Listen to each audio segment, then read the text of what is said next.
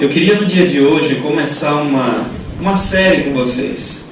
Uma série de sermões no qual eu quero juntamente com vocês conhecer mais o nosso Deus. Essa série se chama Identidade de Deus.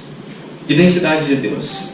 Nós precisamos conhecer aquilo ou em quem nós cremos, suas características, suas virtudes, suas qualidades, saber as suas singularidades. Nós precisamos conhecer melhor quem que é o nosso Deus. Sabe por quê? Porque é unicamente conhecendo bem a Deus que conhecemos bem a nós mesmos. Porque todos nós precisamos de uma perspectiva. Sob a perspectiva simplesmente humana, nós não temos muito a se tratar de esperança, de futuro. Na verdade, parece que cada vez que o tempo passa e vemos mais atrocidades como as que aconteceram nas 2 últimas semanas, parece que a humanidade ela fica cada vez mais desacreditada de si mesma. Isso nos mostra, de si mesma, perdão. Isso nos mostra que nós precisamos crer em algo superior. E é sobre esse alguém superior que eu queria, nos meus próximos sermões aqui no Partilhando, aprender juntamente com vocês acerca do caráter de Deus, acerca da pessoa de Deus. Sabe por quê? Porque é compreendendo a Deus que compreendemos quem nós somos. Compreendendo, conhecendo e entendendo a Deus, nós entendemos primeiro de onde nós viemos. Nós compreendemos e descobrimos também qual que é o nosso propósito durante a nossa vida aqui na Terra. E mais do que isso, muito importante também, nós criamos dentro do nosso coração, recebemos no nosso coração a esperança de um futuro feliz e eterno ao lado dele. Eu queria convidar você nesse primeiro sermão dessa série, que tem sob título Deus é Pai. Essa é a primeira característica, ou o primeiro papel acerca de Deus que eu gostaria de tratar com vocês. Quando a gente começa a pensar sobre pai, ou a paternidade, o que é um pai, uma perspectiva humana, a gente percebe que uma palavra tão pequena, com 3 letras, ela é repleta de significados. O que significa ser pai? Significa prover tudo o que puder para os seus filhos e sempre com alegria. Ser pai significa amar os seus filhos incondicionalmente. Significa instruir o filho no caminho que deve andar, ensinar. A própria Bíblia fala isso em Provérbios, capítulo 22, verso 6. Mas isso sem forçar os seus filhos. Significa aceitar o filho como é, apesar dos seus erros. E além disso, significa proteger seus filhos dos riscos que os rodeiam. Eu estou falando aqui apenas algumas características, poucas características. Mas eu sei de uma coisa. O ser pai, a vivência de ser pai, é algo que transforma a vida de um homem. Eu digo isso por alguns amigos meus, que viram para mim e falam: Clebinho, muda tudo, cara. Muda tudo, sua perspectiva de vida, suas prioridades, seu tempo. Você passa a viver em função daquele ser humaninho, pequenininho. E a paternidade faz homens fortes, musculosos, grandes e barbudos, como o Maurício que está aqui, se derreterem pelas suas filhinhas, como a gente vê. Derrete todo. A paternidade muda quem o homem é. O que será que Deus ele pensa enquanto nosso Pai? Se a gente se admira com os atributos dos pais terrestres, que são falhos, nós sabemos que são falhos. Eu sei que seu pai pode ter errado com você. E eu sei que enquanto pai, quando eu tiver os meus filhos, não digam para a Juliana que serão 4, também que ela nem está aqui hoje. Quando nós tivermos os nossos filhos, eu tenho certeza que eu vou errar enquanto pai. Disso eu não tenho dúvida. Eu vou errar. Vão ser só 2, viu, gente? Brincadeira. Eu tenho certeza que eu vou errar. Até porque o salário não cobre, né? Não dá. Chega uma hora que ou você compra comida ou compra fralda. A paternidade é um dom. E esse dom ele é derivado do próprio Deus. Ele é derivado do próprio Deus.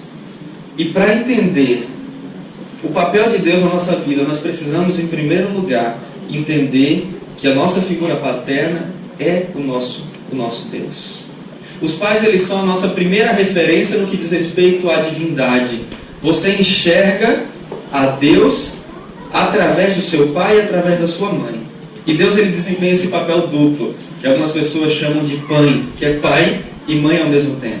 Agora eu queria que você, ao entrar comigo nessa temática, você esquecesse um pouco os erros que obviamente seu pai terreno ou sua mãe aqui na terra cometeu com você.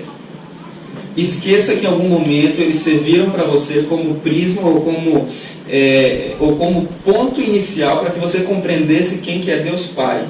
E eu queria que agora você se colocasse no papel de filho de um Deus ao qual nós vamos estudar enquanto nosso Pai. Queria que você abrisse sua Bíblia em João, no capítulo 1, Evangelho de João, capítulo 1, versos 12 e 13.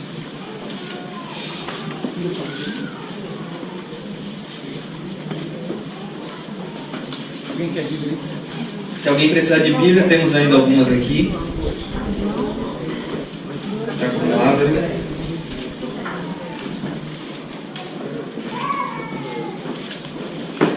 João, capítulo 1.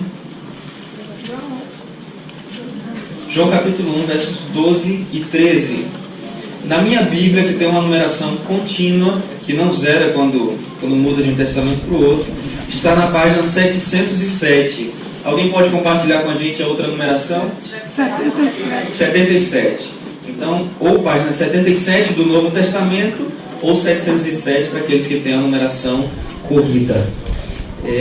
Diz o seguinte, João capítulo 1, versos 12 e 13. Mas a todos quantos o receberam, deu-lhes o poder de serem feitos filhos de Deus, a saber, aos que creem no seu nome, aos quais não nasceram do sangue, nem da vontade da carne, nem da vontade do homem, mas de Deus. Entenda uma coisa, você é um filho de Deus. Não importa o que aconteça na sua vida, não importa as dificuldades às quais você tenha passado, você precisa ter a cada dia a certeza de que existe um Deus que não somente é Deus e necessita ser adorado, e criou você para adorá-lo também, mas um Deus que é Pai. Sabe, muitas pessoas se enganam achando que Deus é um ser inacessível, mas não, Deus é Pai. Você foi gerado pelo próprio Deus, e sabe de uma coisa? Ser gerado pelo próprio Deus, nascer segundo a vontade de Deus, significa na sua própria vida refletir o caráter desse Deus. A herança genética é algo sobre o qual nós não temos controle, e é muito comum nós vermos que nós somos essencialmente parecidos com nossos pais. Isso tanto fisicamente quanto na sua personalidade também. Acontece que quando nós somos pequenos, nós fazemos isso de propósito. Eu me lembro que quando eu era pequeno, quando eu andava em algum lugar atrás do meu pai, eu fazia questão de literalmente, se era areia, seguir os passos dele, os pés dele. Então, à medida que ele dava os passos dele, eu ia atrás. Eu queria ser igual ao meu pai. Eu via nele muitas virtudes. E eu queria ser parecido com ele. Com o passar do tempo, nós vamos entendendo que o nosso pai aqui na terra, ele tem seus defeitos. Aí todo adolescente tem aquela fase que pensa, eu sei igual ao meu pai, não quero não. Porque ele fez isso, aquilo, outro, e assim como você passou por isso, eu passei por isso também.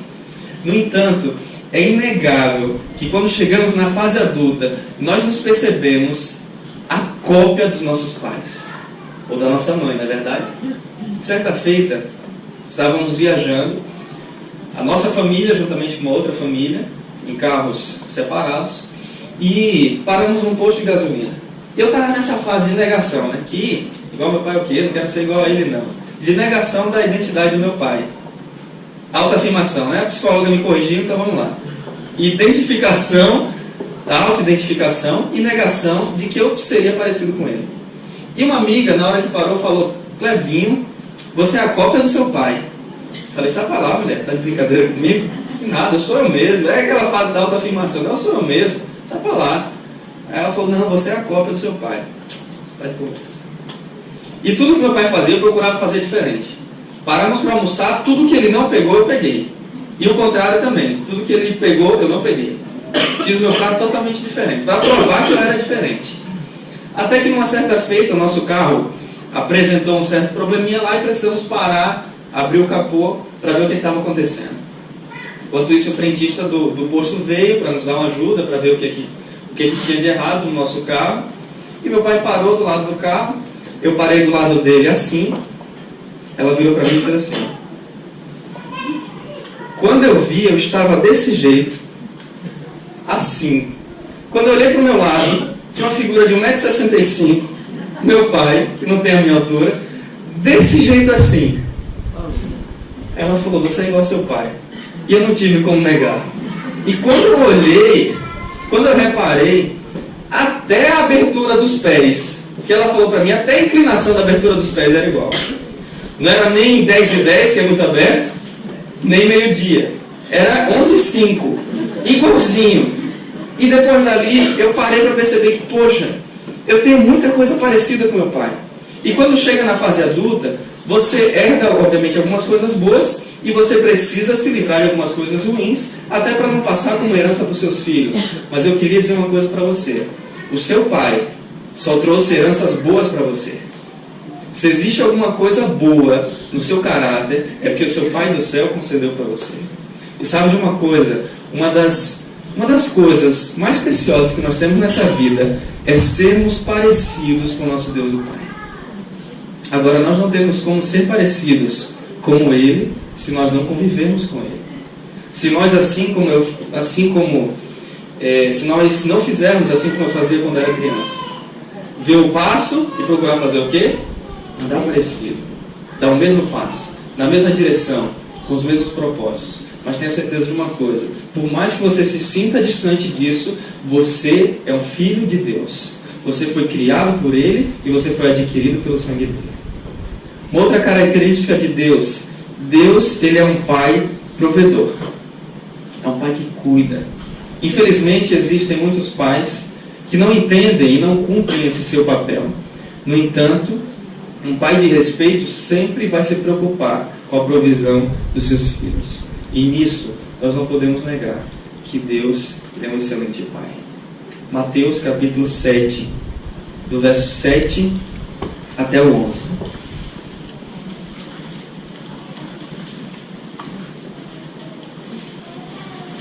Você vai voltar um pouco? Mateus capítulo 7, a partir do verso 7. Na minha Bíblia, está na página 637. Na outra página 7. Ótimo. Mateus capítulo 7, dos versos 7 em diante. Verso 7 até 11. Diz o seguinte. Jesus incita aquelas pessoas que estavam com ele a orar. E ele diz, pedi e dá-se-vos-á. Buscai e achareis. Batei e abri-se-vos-á. Pois todo o que pede, recebe.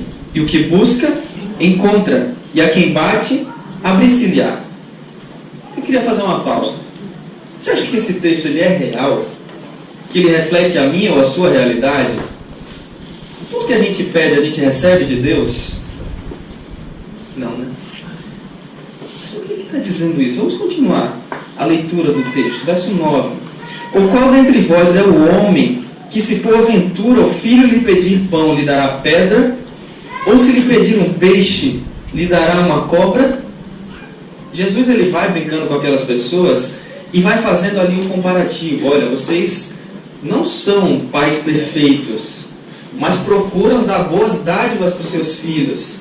E é o seguinte, se seu filho pedir uma coisa boa para você, você não vai lhe dar uma coisa ruim no lugar. Eu sei que para Deus eu já tive muito pedido que não foi atendido. E para o meu pai terrestre, seu Elias, que eu acho que alguns aqui já conheceram, eu fiz alguns pedidos que não foram atendidos também. Desde pequeno eu tive eu tenho uma paixão muito grande por velocidade. Por isso que eu gosto de pedalar, por isso que eu gosto de dirigir. Às vezes quando eu estou um pouco mais com a cabeça pesada, são duas coisas que eu saio para fazer. Principalmente para pedalar, eu gosto de pegar velocidade. E quando eu estava ali na minha adolescência, 14, 15 anos, eu já comecei a encher a paciência um pouco do meu pai para me ensinar a dirigir.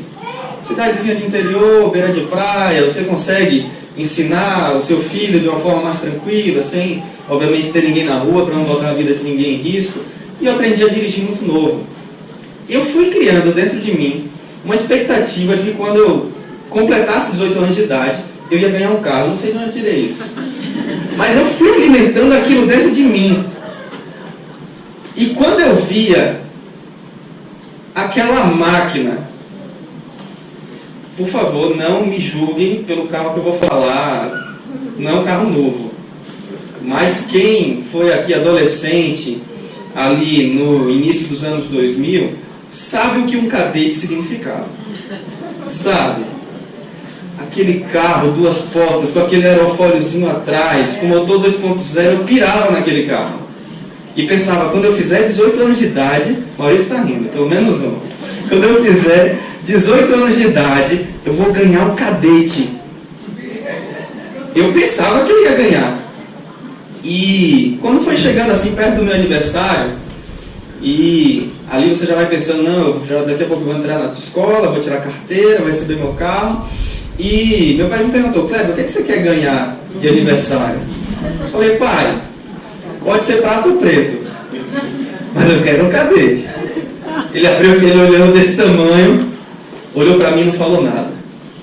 Eu já estava na faculdade, aí daqui a pouco chega meu pai no meu aniversário com uma caixa. Deixa eu ver. Se for uma caixa, dependendo do tamanho, pode ser a chave, o manual e algumas outras coisas, né? Quando eu abro, para minha surpresa, tinha um notebook. E eu olhei assim, sabe criança pequena quando ganha roupa em aniversário? Era eu ganhando aquele notebook. Pô, era um presentaço, era um presente muito bom. Mas não tinha como sentar no notebook, não tinha como ligar o notebook, não tinha como abastecer o notebook e sair andando. Não tinha condição nenhuma. Mas sabe de uma coisa? Com 18 anos de idade, aquele cadete teria sido uma cobra venenosa para mim. Com certeza, disso eu não tenho dúvida. Mas aquele notebook, o primeiro notebook que eu tive, foi para mim um peixe. Serviu para mim de provisão. Serviu para mim para eu poder aprender na faculdade todas as matérias que eu tive lá. Meu pai, ele se preocupou comigo naquela fase na qual eu estava. E depois, mais para frente, quando eu tive maturidade suficiente, ele me ajudou a comprar o primeiro carro. Qual é o pai terrestre que, se o filho lhe pedir um peixe, lhe dará uma cobra? E Jesus fala, quanto mais o vosso pai que está nos céus. Vamos ler aqui como diz na Bíblia. Nós paramos no verso 10, vamos agora para o verso 11, em que Jesus dá justamente essa resposta. E ele fala o seguinte, ora, se vós que sois maus, sabeis dar boas dádivas aos vossos filhos, quanto mais vosso Pai que está nos céus dará boas coisas aos que lhe pedirem. Sabe de uma coisa? Se você pede algo de coração para o seu Deus e Ele não responde, por favor, não se importe. Sabe por quê? Você pode estar pensando pedir algo bom para Ele, quando na verdade Ele tem algo muito melhor para você. Eu não sei que caminhos eu poderia ter tomado se eu tivesse um carro muito novo, com 18 anos de idade. Mas eu sei hoje os caminhos que aquele computador me permitiu tomar. De estudo, de independência, de aprender as coisas. Sabe uma coisa? Isso serviu como prova para mim de que meu pai sabe o que é bom para mim. E se meu pai, limitado, às vezes ranzinza, às vezes preocupado demais, sabe o que é melhor para mim, quanto mais o meu pai que está no céu.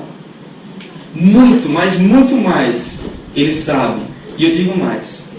Os nossos pais aqui na terra têm um problema chamado recurso. Por mais que queira fazer o melhor para o seu filho, tem uma hora que a conta não dá. Mas o nosso Pai do céu, Ele não tem esse problema. Então tenha certeza de uma coisa. Ele deseja dar boas coisas para você. Basta com que você peça boas coisas. Deus, Ele é nosso Pai. E Deus, Ele é um Pai provedor. Mais do que isso, Deus, Ele é um Pai presente e amigo. Eu acho que o maior exemplo que nós temos disso foi dos primeiros filhos de Deus. O primeiro casal, Adão e Eva. Eles estavam e moravam ali no Éden e não tinham pecado na sua vida. Não tinham as dificuldades, os problemas que nós temos agora. E a Bíblia conta, se você for ler lá o início do relato bíblico ali em Gênesis, você vai ver que Deus, Ele visitava Adão e Eva todos os dias. A Bíblia usa uma expressão dita como na viração do dia, que se refere ao pôr do sol. Imagine o privilégio daquele casal. Depois de ter passado o dia todo nas suas atividades, cuidando do jardim, cuidando dos animais, colhendo e preparando ali sua própria comida, o próprio Deus vinha e se sentava com eles, estava junto com eles, para conversar e procurar saber como que havia sido o dia deles. Sabe? Quem sabe o seu pai terrestre não tenha sido tão presente quanto você precisava ou queria. Mas eu digo uma coisa para você. O seu pai celeste, ele é presente todos os tempos. Em todo momento. Independente da situação. Eu acho que a maior prova de que Deus ele é um Deus presente é a própria Trindade. Sabe por quê? Deus Pai, ele é o Deus para mim. O Deus Jesus é o Deus por mim. E o Deus Espírito Santo é o Deus comigo. Deus Pai é Deus para mim, aquele a quem eu adoro. O Deus Jesus encarnado é o Deus por mim. Sabe, aquele amigo, aquele pai amigo que está presente com você o tempo todo, que te acompanha, que faz questão de fazer parte do seu dia, que brinca com você, que ri com você, que chora com você. Esse é seu pai. E quando se trata da pessoa do Espírito Santo, Deus ele mostra mais do que tudo que ele é um Deus presente. Ele é um Deus presente, tão presente que na hora que Jesus precisou subir ao céu, e onde está agora, continuando ali o seu ministério como nosso sumo sacerdote, ele enviou outro Consolador. E esse outro refere-se a outro da mesma espécie, ou seja, o próprio Deus está presente com você a cada momento.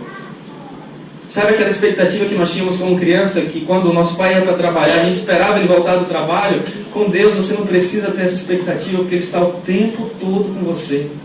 Está ao alcance de uma oração. Sabe, infelizmente, existe muito pai ausente. E uma das coisas mais maléficas na criação de um filho é ter um pai ausente. Mas uma das coisas mais maléficas também, para nós enquanto filhos de Deus, é estarmos ausentes do nosso pai. Porque ele não se ausenta de nós. Nós que escolhemos muitas vezes seguir outros caminhos. Nada pode ser mais maléfico para um filho de Deus do que ele estar ausente do seu pai. E quando somos ausentes da vida do nosso pai, ou da presença dele, e até da sua companhia, acabamos entrando por caminhos nos quais nem nós iríamos querer se pensássemos bem antes de entrar. Vou contar mais uma experiência para você de quando eu tinha 4 anos de idade. Sou natural de Recife, morava lá na época ainda. E uma determinada semana, meus pais chegaram para Lília, que é minha irmã mais velha, minha única irmã, e para mim, e disseram: olha, no domingo, nesse domingo agora, a gente vai levar vocês no zoológico. Imagine como essas duas crianças ficaram. Imagine. Foi uma semana assim de muita euforia e muita expectativa. E cada noite que eu deitava, eu sonhava com o zoológico. Eu sonhava com elefante, eu sonhava com jacaré, eu sonhava com todos os bichos. E todos aqueles que eu só tinha visto pela TV, nos filmes e desenhos animados, eu pensava: poxa, eu vou estar pertinho deles. E eu ficava naquela euforia típica de criança. Típica de criança, véspera de viajar, véspera de começar a aula, véspera de qualquer coisa. Criança, quando chega a véspera de uma coisa que ela espera muito, ela fica naquela euforia. E eu lembro que na noite anterior eu simplesmente não consegui dormir. Eu passei a noite praticamente em claro.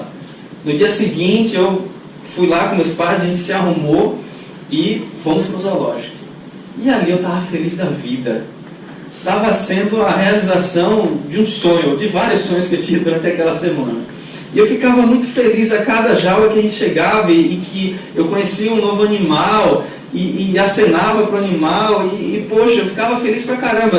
Aquela tinha sido a maior felicidade que eu havia vivido até meus 4 anos de idade. Estava sendo o dia mais feliz da minha vida. Até que num dado momento, e antes de falar isso eu preciso fazer uma confissão para vocês. Eu fui uma criança normal. Eu não fui santo. E por várias vezes eu me distanciei dos meus pais. Já me perdi em supermercado, já me perdi em shopping. E acho que a pior maluquice que eu fiz foi me perder no centro de São Paulo. Minha mãe foi me encontrar já aos prantos. E eu tinha essa terrível mania de ver quando eles estavam assim, dar um a 0 e me mandar dar um ninja, que fala aqui, né? Ou dar um pitu, como você queira falar. Eu via que eles estavam de bobeira e ó, escapulia. Quando eu, passando do lado de uma passarela que tinha para caminhar, né? Não tem ruas no zoológico, mas tem aquelas vias de acesso para passarelas. Eu percebi que tinha uma mureta que estava assim ao meu alcance. Eu falei, eu sou pequeno, mas acho que se eu ficar daqui, eu vou conseguir enxergar melhor esse zoológico. E falei, vou subir. E estava lá de boa, andando naquela mureta, e parece que meu sonho tinha agora se realizado ao máximo, porque dali, daquela altura que eu estava, eu podia ver as jaulas assim de longe. Eu podia ver os animais que eu não tinha visto ainda de perto e falar, não, eu vou por aqui, que ali eu vou encontrar com tal animal. E eu estava me sentindo, felizão. Até que andando e distraído eu perdi um pouco da noção do equilíbrio e caí. Mas eu não caí para o lado da passarela. Eu caí para o lado de um viveiro.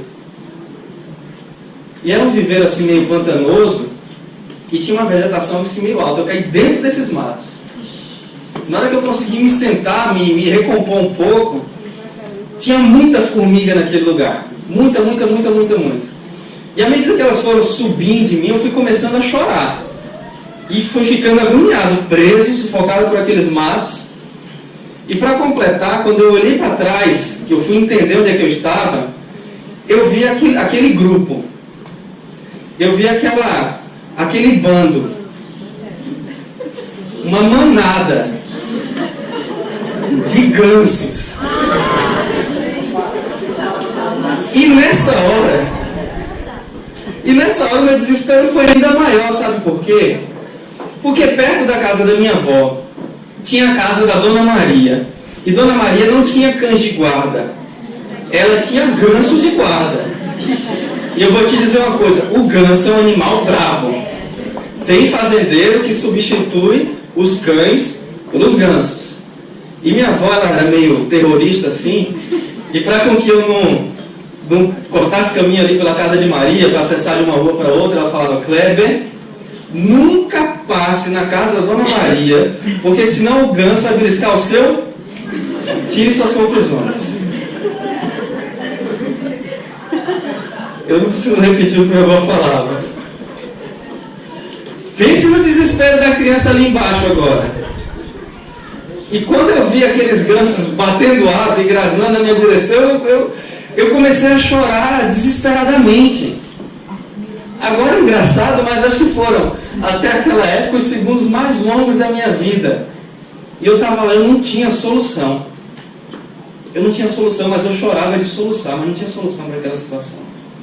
Formigas, mato, gansos e uma mureta que para um lado era mais baixa, mas para onde eu tinha caído eu não tinha condição nenhuma de acessar e de voltar. E foi um momento muito desesperador para mim enquanto criança. E muito doloroso também, eram muitas formigas. No meio das minhas lágrimas, eu ouvi uma voz. Kleber. Olhei para um lado, olhei para o outro, não vinha dali de dentro. Vinha de cima. Kleber. Eu sequei um pouco desse olho aqui assim, e olhando assim meio inchado, eu vi que era meu pai. Eu já havia reconhecido ele pela voz. E o que era intransponível para mim, para ele estava ao alcance de um braço. Ele estendeu o braço para mim, me ergueu de volta, tirou todas as formigas de mim, me abraçou, passou água nos meus ferimentos. E ele, eu lembro, ele baixou assim para falar comigo. E perguntou, Kleber, está tudo bem agora? Eu falei, tá, papai. Tá tudo bem. Ele falou para mim o seguinte, não deixe isso estragar seu dia não. Vá brincar, mas brinque perto de mim. Sabe, uma das maiores características de Deus é que Deus é um Pai restaurador. 1 Pedro capítulo 5, verso 10. E já nós iremos encerrar.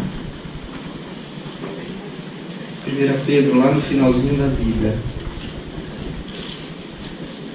capítulo 5, verso 10.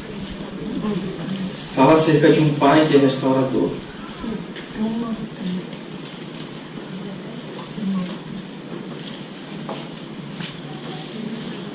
A minha Bíblia está na página 822. Alguém tem a outra numeração? 1 Pedro capítulo 5, verso 10. 193 do Novo Testamento, 822 da Bíblia, que tem numeração em coluna. Ora, o Deus de toda graça, que em Cristo vos chamou à sua eterna glória, depois de terdes sofrido por um pouco, Ele mesmo vos há de aperfeiçoar, firmar, fortificar e fundamentar. Se você está sofrendo nesse momento, tenha certeza que Deus, Ele é um Deus restaurador e deseja restaurar você. Ele é seu Pai. Ele é seu Pai. O último texto que nós vamos ler nessa manhã está em Jeremias. Eu queria convidar você para voltar aí ao Antigo Testamento, para lermos Jeremias capítulo 33. Que é logo depois ali de Isaías. Na minha Bíblia está na página 530. Isso, obrigado. A numeração vai ser muito parecida aí para as duas Bíblias. Jeremias capítulo 33, a partir do verso 6. Todos encontraram? Jeremias 33. Jesus falando aos seus filhos: eis que lhe trarei a ela saúde e cura, e os sararei, e lhes revelarei abundância de paz e segurança. Restaurarei a sorte de Judá e de Israel, e os edificarei como no princípio. Purificá-los-ei de toda a sua iniquidade com que pecaram contra mim, e perdoarei todas as suas iniquidades com que pecaram e transgrediram contra mim. Sabe, eu queria que para a sua vida você entendesse que, independente de qualquer dificuldade, qualquer problema que você tenha, Deus é seu Pai. Esqueça os modelos de pais limitados que temos nessa terra. Deus, Ele é seu Pai perfeito. Ele criou você. Ele resgatou você. Ele está presente na sua vida a cada momento. Deseja partilhar os bons momentos e deseja estar ao seu lado nos maus momentos também. Além disso, Deus é um Deus restaurador. E sabe qual a melhor parte de ter um Deus que é Pai, é termos a certeza de que a cada dia Ele nos deseja confirmar como filhos dele. Sabe qual é o meu convite para você nessa semana, que nós praticamente entramos na semana da criança? É que você volte a ser criança. Sabe por quê? Porque quando chega numa fase adulta, a gente pensa que a gente sabe muita coisa, a gente se sente independente, a gente quer dar conta da nossa própria vida, apontar o nariz para onde quiser, mas sabe de uma coisa? Você tem um Pai no céu que é amoroso demais com você. Você tem um Pai no céu que deseja proteger demais você.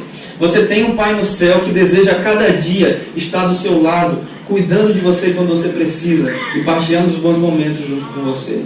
O meu convite para você é que você esqueça um pouco como adulto você se sente, mas que você seja uma criança de Deus. Que você seja um filho de Deus. Sabe por quê? Um filho verdadeiro de Deus tem total dependência de Deus, em todos os sentidos. Eu preciso do meu Deus para me sustentar. Eu preciso do meu Deus para me aconselhar. Eu preciso do meu Deus Pai para me ajudar quando os momentos estiverem difíceis. Eu preciso da orientação do meu Pai para tomar as melhores decisões. E eu tenho certeza de uma coisa: esse Deus, em nenhum momento que eu cair, que eu tropeçar, Ele me deixará desamparado. O próprio Cristo fala: se vocês que são maus sabeis dar boas dádivas a seus filhos, quanto mais o nosso Pai Celeste que está nos céus. O meu convite para você nessa manhã é para que você confie no seu Deus, sendo uma criança para Ele, sendo dependente dEle, sendo fiel a Ele e tendo certeza do seu amor infinito e incondicional por você. Eu gostaria de, nessa manhã, orar com todas aquelas pessoas que têm o desejo de dizer para Deus: Deus, eu quero a cada dia agir como filho teu. Meu Deus, eu quero a cada dia ter confirmado em mim a tua imagem e semelhança. Eu quero que a cada dia, Deus, o Senhor me molde, me mude e me transforme para que eu seja mais semelhante a Ti. Eu quero orar com aquelas pessoas que desejam dizer: Deus, eu quero pela minha vida inteira ser um filho Teu. Você tem esse desejo no seu coração?